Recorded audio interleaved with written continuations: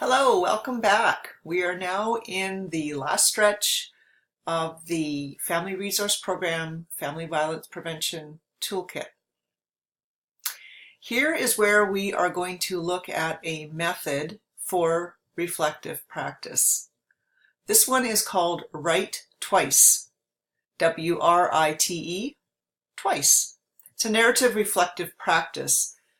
The prime text of this particular method is from Rita Charon, and her book is called Narrative Medicine: Honoring the Stories of Illness. She's a medical doctor in New York, and she's also a literary PhD. I hope you've been able to find this 7-page document. Using Write Twice, family support practitioners can explore, identify, brainstorm, and network with each other, calling upon their practical and professional wisdom.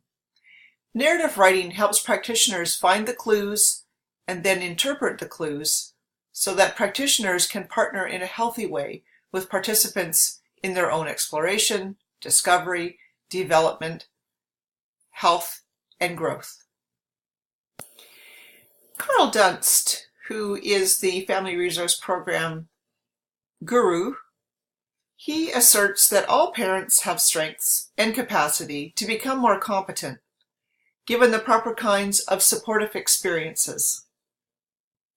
In 2002, a study was conducted by Smythe and Malcolmson, and they report that family support workers across Canada want to learn by reflecting on their experiences.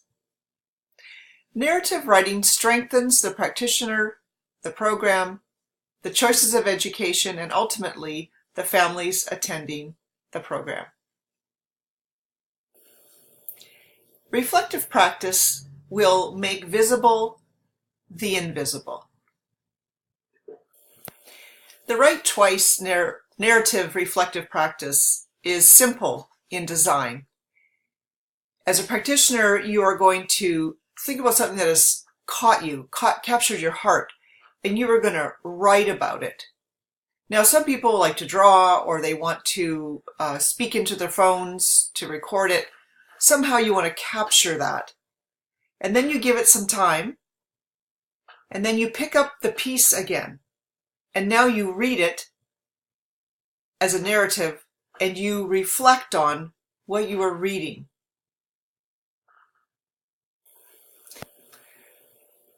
The piece where we suspend the text, meaning we give it some time. Ideally, a week will give you enough time that you have been away from the situation that you've captured on paper the first time. So when you pick it up again, you can look at it with different eyes. Often the situation has remedied itself because you've been percolating on it and have found that you are bringing yourself to the situation in a different way. So before we move on to some aids that would help you to write, to get you the juices flowing, I just want to go over this one more time. It's a very, very simple design. You are going to take some time and quiet yourself, have some way to capture your thoughts. The easiest way is paper and a pen. You may want to be typing away on your computer. And you just pour it out. And then you put it somewhere safe. This is yours. This is your writing. And you let it sit for half a week. And then again, you quiet yourself, you find a place, and you pick up your text and you read this narrative. And it's like a new story to you now. And now you read this, and now you're going to be objective. You're going to reflect on this story that you're reading. And you write again. You write twice.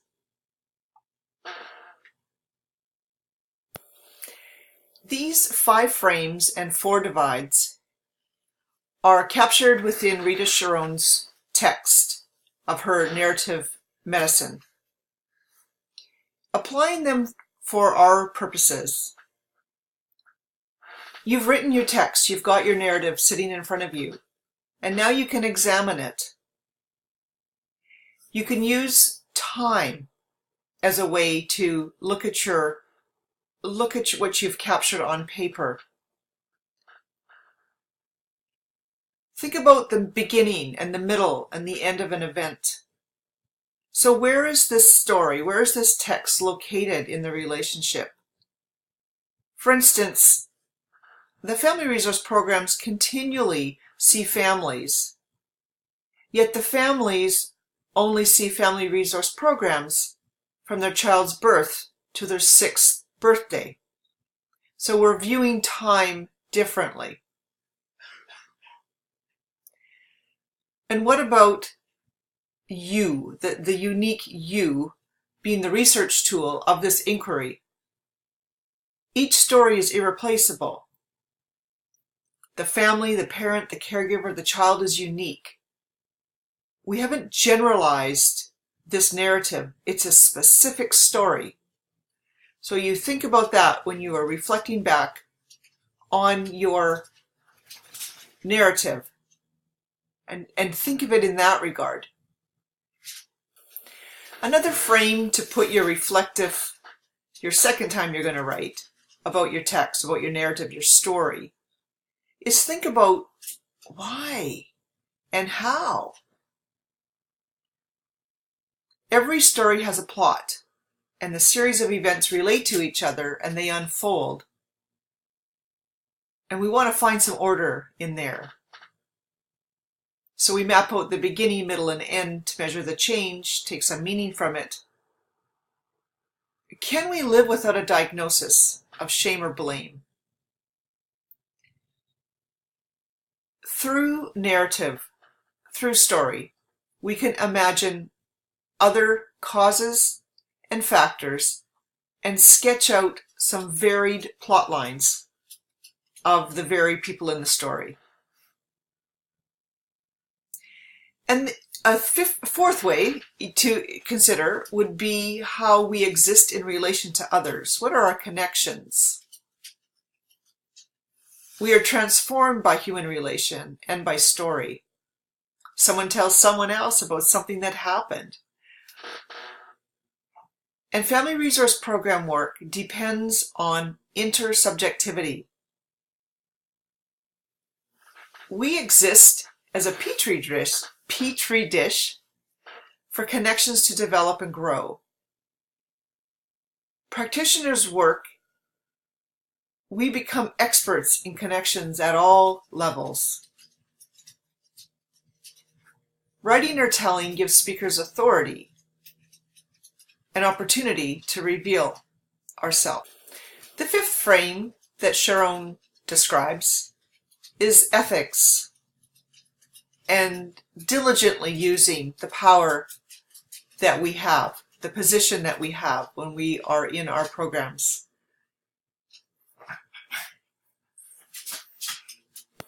My dog just showed up. This is little Mookie, and she just decided to come in and be part of our webinar right now. So we're talking about ethics and power, and Family Resource Program practitioners follow best practices so that we deliver a safe, respectful, and beneficial program. We weigh the factors before judging the hard stories that we hear. We learn how to act and how to live and how to respond. And if you apply this frame or this lens of ethics to your story, it can help you with your deeper reflection. Another way that can help you when you are writing twice, there are divides between the roles, responsibilities of the Family Resource Program practitioner and the participants, the people that are attending the program. So think about the presence of children during the program. The demand and responsibility of caring for a child means the caregiver is on at all times and goes wherever the family goes. where the practitioner's focus is to provide safe exploration and learning for the children when they're present, they're not with us all the time. So there's a different sense and the demand. Another thought is thinking about parenting. This is very similar to what I was just saying, is that the practitioner temporarily can step into a caregiving role. It's just a slice in time of this parent-child interaction, not the whole family's story. Their story would include home life and comforts and pressures and support of other parents or not, their family of origin experiences. They live with them 24/7. Other differences between practitioners and participants, which would help us to reflect in the story, is the practitioner and caregiver can have similar or conflicting ideas about the reasons and causes of the quality of life, of children's health, and the parent ability. So you just think about that. It can help us to just go a little deeper when we're doing our reflections. And the fourth one that Sharon suggests for us is a divide regarding emotions. The emotions that a parent could have or a practitioner could have. And shame, blame, fear, fatigue, being overwhelmed. These can impact the parent's effort in caring for their children.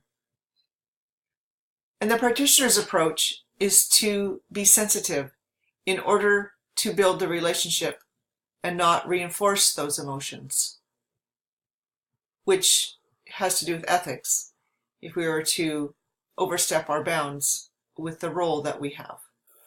And this part of the document is just showing, put the date on it. There's some lines to write. If you find that it's hard to start writing, here's some beginning words that might help you.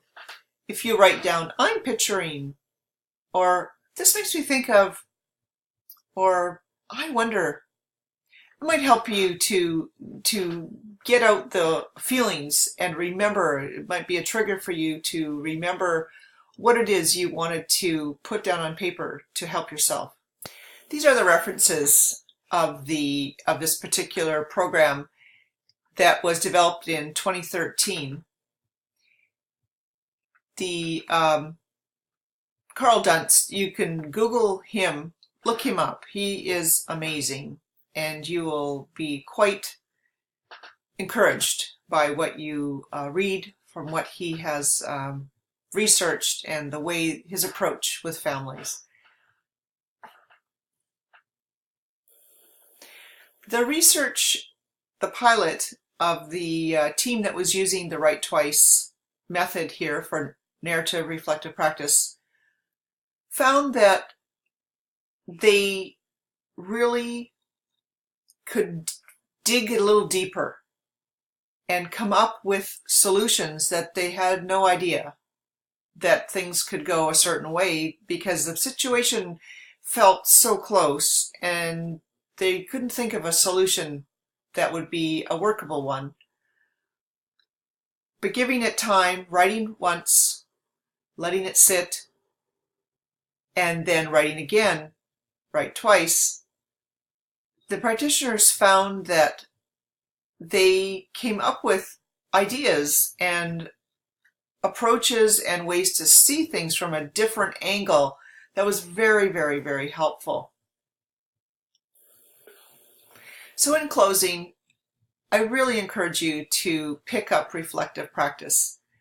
This method of narrative reflective practice, Write Twice, is simple in design, it's easy to use, and you can share it amongst your team, and you can collect stories and use them for reference. I wish you all the best, and you can reach us at www.frpbc.ca.